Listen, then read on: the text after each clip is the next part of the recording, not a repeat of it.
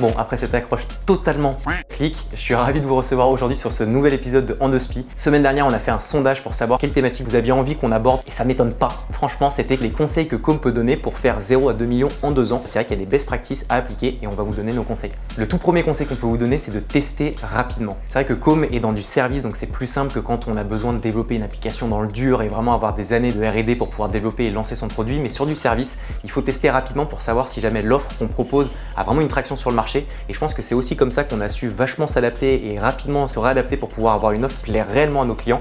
Voyez, prenez les retours et réadaptez pour pouvoir avoir vraiment une offre juste et qui aura une vraie valeur sur le marché. Le deuxième conseil, c'est vraiment de s'adapter à vos clients. Demain, les clients avec lesquels vous avancez, c'est les personnes qui seront sujettes à pouvoir vous faire vos meilleurs retours puisque c'est eux qui consomment votre produit ou votre service. Donc vraiment challengez-les, demandez-leur comment s'est passée la vente de votre produit ou votre service. Essayez d'apprendre de ce que vous pourriez potentiellement améliorer pour pouvoir que demain, à votre nouveau client, ça vous permette potentiellement d'aller vendre mieux, plus vite, plus cher. Si vous les chouchoutez bien, a priori, ils prendront le temps pour vous de pouvoir vous donner les meilleurs conseils pour que demain, vous ayez un produit ou un service qui soit on fire et que sur le marché, vous puissiez être le meilleur et le plus rapidement possible. Le troisième conseil, c'est le bootstrapping.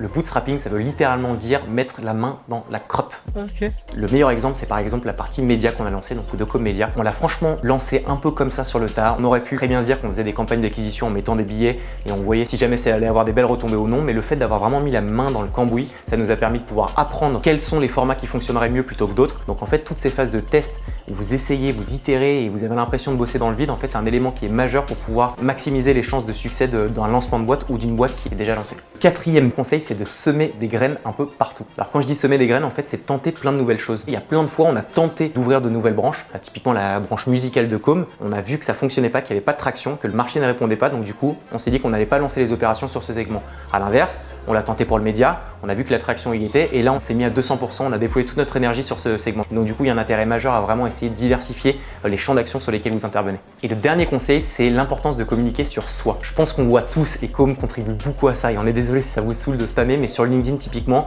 le fait de vraiment travailler son personal branding, donc c'est travailler sa personne, son soi, mais il y a un intérêt majeur à ça parce que les gens qui vont consommer votre produit ou votre service, ils viennent forcément pour le produit ou le service par rapport à votre valeur sur le marché, mais aussi pour les personnes qui sont derrière. Et le fait de créer vraiment une identité, une marque dans laquelle on peut se reconnaître de par les valeurs, de par les personnes qui travaillent, de par les contenus qui sont diffusés, ça vous permettra potentiellement de faire la différence par rapport à un autre concurrent qui lui ne le fait pas ou le fait différemment. Peut-être que c'est qu'une question de tendance et que dans 6 mois, 1 an, on n'en pourra plus et il y a potentiellement moyen, mais si on se réfère au point d'avant, vous avez semé d'autres graines à droite à gauche, vous pourrez vous réadapter sur d'autres segments et c'est important de pouvoir surfer sur cette vague parce qu'il y a vraiment un bénéfice business derrière ça. Voilà, j'espère que ce nouvel épisode de Endospi vous a plu, donc c'est toujours un aussi gros kiff de le faire. N'hésitez pas dans les sondages à me dire les sujets sur lesquels vous avez envie qu'on intervienne. Je prends la parole mais au nom de Com, c'est le boulot de Com derrière tout ça. Mais en tout cas, ça nous fait vraiment plaisir de partager un peu de conseils. Encore une fois, il y a des choses à appliquer, ça se trouve on se gourre totalement, en tout cas c'est nous ce qu'on a fait. Certaines choses ont fonctionné, d'autres un peu moins. Je pense que le retour d'expérience est toujours quelque chose de vachement bénéfique et constructif.